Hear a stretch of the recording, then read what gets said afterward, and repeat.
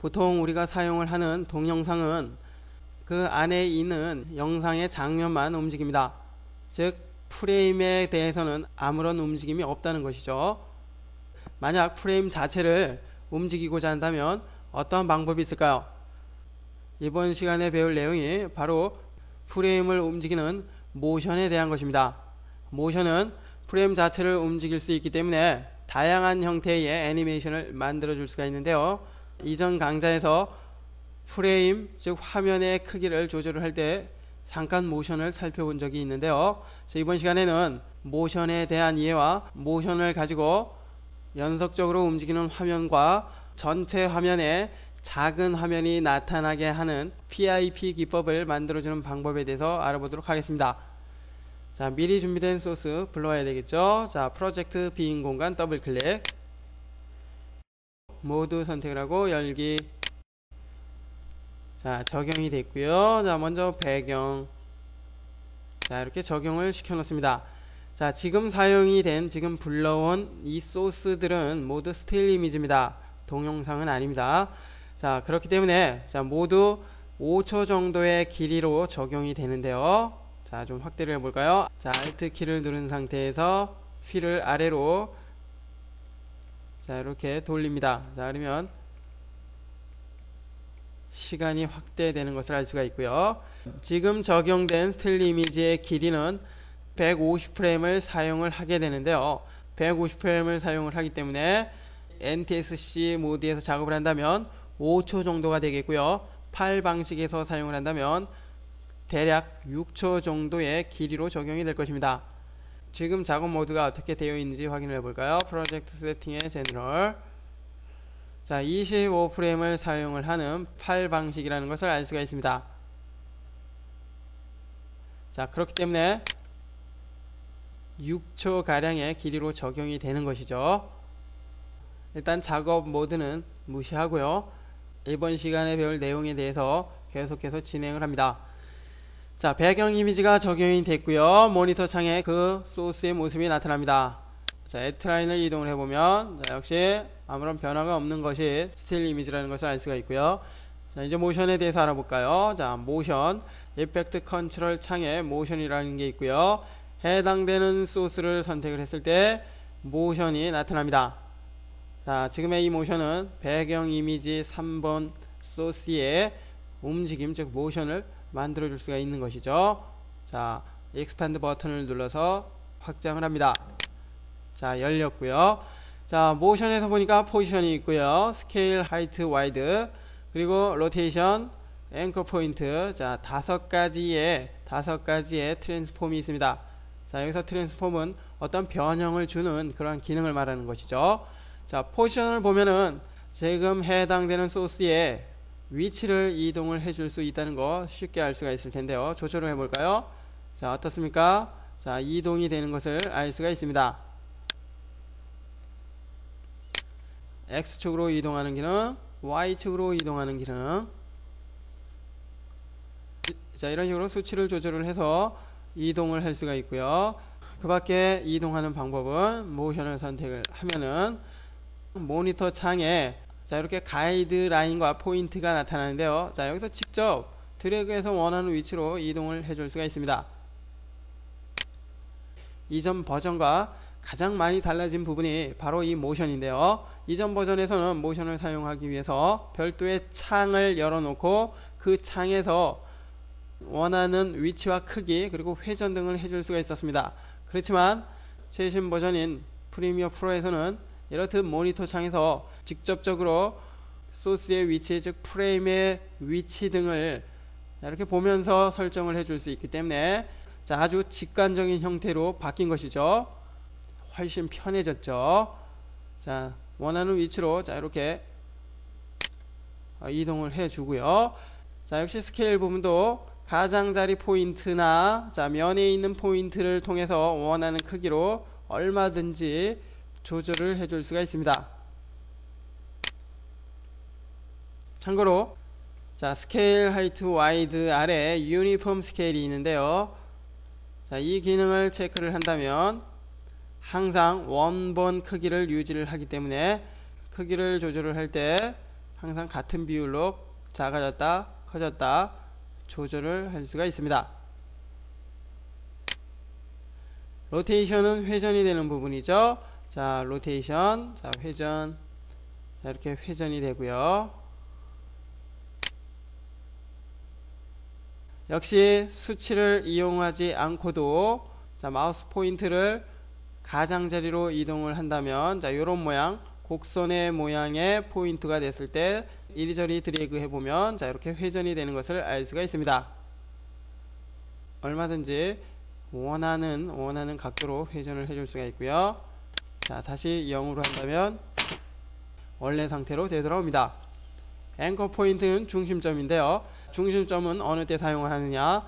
자, 회전을 할 때 회전이 되는 중심이 되고요. 크기 조절을 할 때도 중심이 됩니다. 또한 위치 이동을 할 때도 중심점이 되기 때문에 자, 이 중심점의 역할은 대단히 중요하게 되겠죠. 자, 가령 회전을 하는 데 있어서 회전이 자, 여기를 기준으로 하는 게 아니라 자, 요 가장자리를 기준으로 해서 회전이 된다면 이 전체가 이렇게 회전이 되겠죠. 자, 조절을 해 볼까요? 자, 여기도 자, 이렇게 조절을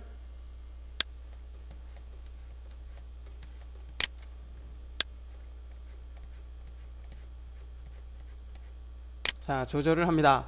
자, 조절을 하니까 자, 요 아랫부분 즉 프레임의 왼쪽 하단 부분으로 바뀌었는데요. 자, 여기서 회전을 해보면 자, 어떻습니까? 자, 바꿔놓은 요 앵커 포인트 즉 중심점을 기준으로 해서 회전이 되는 것을 알 수가 있습니다. 자, 크기 조절을 할 때도 마찬가지죠. 자, 그 부분을 기준으로 해서 자, 커졌다 작아졌다 하는 것을 알 수가 있습니다. 자, 그렇다면 앵커 포인트가 어떨 때 사용이 되는지 자, 이해를 했으리라고 믿고요. 자, 이제 모션을 통해서 어떠한 애니메이션을 만들어 보아야 될 텐데요. 다시 원래대로 되돌아가기 위해서 리셋 버튼을 사용을 합니다. 리셋. 자, 리셋 버튼을 사용을 하면 다시 원래 기본값으로 되돌아가는 것을 알 수가 있고요. 자, 만약에 우리가 사용하는 소스 즉 장면이 어느 특정한 방향에서 연속적으로 이동을 하는 그런 장면을 만들고자 한다면 자, 역시 이 모션은 대단히 큰 역할을 할 것인데요. 자, 모션에 이용할 소스를 자, 하나하나 적용해 볼까요? 자, 먼저 맨 위에 있는 자, 모델 10번 적용을 하고요. 자, 현재 아무런 움직임이 없습니다. 자, 배경 이미지는 조금 더 길게 해서 한 15초 정도 사용을 할 수 있게 하고요. 자, 움직임이 없는 이 소스의 움직임을 적용을 하기 위해서 선택 해당되는 소스를 선택을 해야 되겠죠. 자, 모션이 열리고요. 자, 이렇게 확대시켜 놓으면 이제 본격적인 모션을 만들어 줄 수가 있겠죠. 자, 먼저 사이즈를 조절을 합니다. 사이즈, 스케일. 자, 줄이기 전에 같은 비율로 줄여주게 하기 위해서 유니폼 스케일. 자, 됐고요. 줄여봅니다. 자, 요 정도의 크기로 사용을 한번 해볼까요? 116.2. 참고로 지금 사용되는 소스와 다른 소스의 사이즈가 틀릴 수 있기 때문에 지금의 수치는 큰 의미는 없습니다. 그렇지만 적용된 즉 사용되는 원본 소스의 크기가 모두 동일하다면 지금의 수치는 모두 똑같은 크기로 조절하기 위해서 대단히 중요한 수치죠. 기억을 해야 된다는 것입니다. 자, 일단 이렇게 해놓고요. 자, 위치를 자, 요쪽 부분으로 자, 오른쪽 요 화면 밖으로 이동을 해줘야 되는데요. 이동할 수 있는 여건이 안 됩니다. 자, 선택이 안 되니까 말이죠. 자, 선택을 해서 오른쪽으로 이동을 해주기 위해서는 반드시 해당되는 소스의 모션이 선택이 되어 있어야 됩니다. 자, 모션 선택. 자, 선택을 하니까 어떻습니까? 선택이 됐다는 가이드라인과 포인트가 나타나고요. 자, 이제 오른쪽으로 이렇게 이동을 해주죠. 자, 이제 이 상태에서 왼쪽으로 이동을 해야 할 것입니다. 왼쪽으로 이동을 하는 시간은 한 2초 정도 사용을 해볼까요? 자, 2초 정도. 먼저 이러한 애니메이션을 만들기 위해서는 기억나십니까? 스탑워치 해당되는 파라미터에 스탑워치 활성화 시켜준다는 거. 자, 움직임이니까 포지션이죠. 포지션 스탑워치 활성화 시켜주고요. 시작되는 지점에서 말이죠. 자, 2초 정도 뒤로 이동을 합니다. 2초. 자, 이 정도가 2초가 되는군요. 자, 이 상태에서 자, 이동을 합니다. 자, 이동을 할 때 수평을 잘 지켜주십시오. 자, 지금의 이 모션은 Shift 키로 수평을 잡을 수가 없습니다. 그렇기 때문에 지금의 패스 모습을 잘 확인을 해야 될 것이고요. 혹은 첫 번째 지점, 즉 시작되는 지점에 Y축의 수치를 잘 기억을 하면 될 것입니다. 자, 옮겨 놨습니다. 확인을 해보면 자, 이렇게 이동이 되는 자, 그러한 애니메이션이 되는 것이죠. 자, 2초 동안 사용을 하기 때문에 지금 나머지 부분은 필요가 없습니다. 자, 물론 자, 이렇게 사용한 만큼 줄여놔도 되겠지만 이미 화면 밖으로 사라졌기 때문에 굳이 조절을 하지 않아도 되겠죠. 다음 화면이 연속적으로 움직이게 하기 위해서 다음에 사용될 소스를 적용을 합니다. 자, 적용이 됐고요. 자, 지금의 이 소스도 역시 동일한 움직임을 가져야 할 것입니다. 자, 그렇기 때문에 모션을 사용을 해줘야 되는데요. 자, 지금 이 모션을 이전에 사용했던 모션 수치와 똑같이 해주기 위해서는 지금 이전에 사용했던 수치를 메모를 해놓거나 기억을 해줘야 되겠죠. 자, 그러고 난 다음에 똑같은 수치를 사용을 해야 할 것입니다. 자, 생각을 해 보십시오. 똑같은 수치로 만들어주는 것이 얼마나 불편한 작업인가 말이죠. 자, 이럴 때 보다 쉬운 방법으로 동일한 결과를 만들어 줄 수가 있습니다. 자, 어떤 방법일까요? 한번 살펴볼까요? 자, 모션이 적용된 소스를 선택을 하고 에디트에 카피. 자, 됐고요. 지금 모델 10번이 복사가 됐고요. 지금 복사된 내용을 모델 즉 붙여넣기 할 대상 소스를 선택을 한 후에 에디트 페이스트 오토 리포트. 자, 이 기능을 사용하면 복사된 소스의 속성, 자, 여기서 속성은 지금 모션을 사용을 했거나 혹은 이펙트 그리고 다양한 형태의 어떠한 작업 속성들만을 선택되어진 즉 붙여넣기 할 소스에 붙여넣기 해서 동일한 결과만을 사용을 할 수가 있는데요. 자, 일단 사용을 해볼까요? 선택. 자, 어떻습니까? 적용이 된 것을 알 수가 있습니다. 보고 자, 화면이 나타나지 않죠? 자, 여기의 수치와 여기의 수치, 자, 동일한 것을 알 수가 있습니다. 자, 확인을 해보면 자, 역시 같이 움직이죠. 같이 움직이기 때문에 자, 위에 있는 즉 마지막에 적용된 레이어의 모습만 나타나는데요. 시간을 두고 이동을 해야 되기 때문에 자, 이 소스의 시간 위치를 자, 이렇게 좀 늦게 뒤로 이동을 해주면 될 것입니다. 이제 확인을 해보면 자, 이렇게 따라오죠. 좀 더 간격을 두고 따라오게 하고자 한다면 자, 조금 더 시간을 뒤로 해놓고 자, 이렇게 맞춰주면 될 것입니다.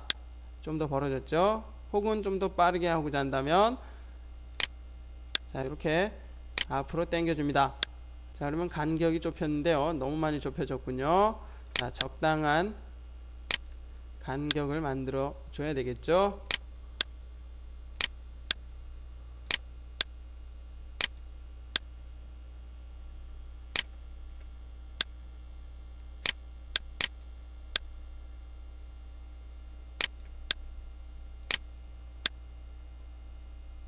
자, 적당한 간격이 만들어졌다고 생각을 한다면 자, 역시 다음 장면을 계속해서 작업을 해야 할 것입니다.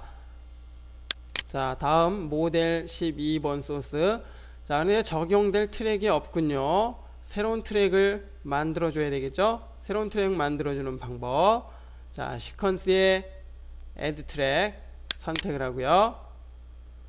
자, 비디오 트랙을 만들어 줘야 되기 때문에 비디오 트랙. 자, 앞으로 더 몇 개를 만들어 줘야 하나요? 2개 더 만들어 줘야 되겠죠. 자, 2개 더 만들어 줄 것이기 때문에 2번 해주고요. 자, 오디오는 필요 없으니까 0번. 그리고 플레이스먼트를 보면은 after last 트랙, 지금 적용될 트랙이 마지막 트랙으로 사용을 한다는 것이고요. before는 이전 트랙으로 사용을 한다는 그런 뜻입니다. 즉 비디오 1번 이전에 적용이 되기 때문에 적용된 수치만큼 지금의 트랙은 밀려나게 될 것입니다. 자, 그리고 애프터 타겟 트랙은 특정한 선택되어진 트랙을 타겟 트랙으로 한 다음에 그 타겟으로 지정된 트랙 이후에 지금의 이 트랙이 적용이 될 것입니다. 일반적으로 애프터 라스트 트랙을 사용하기 때문에 자, 해당되는 기능을 선택을 하고요. 자, 오케이. 자, 적용이 되니까 어떻습니까? 비디오 3번에서 비디오 3번, 비디오 4번, 5번 트랙이 새롭게 추가된 것을 알 수 있습니다.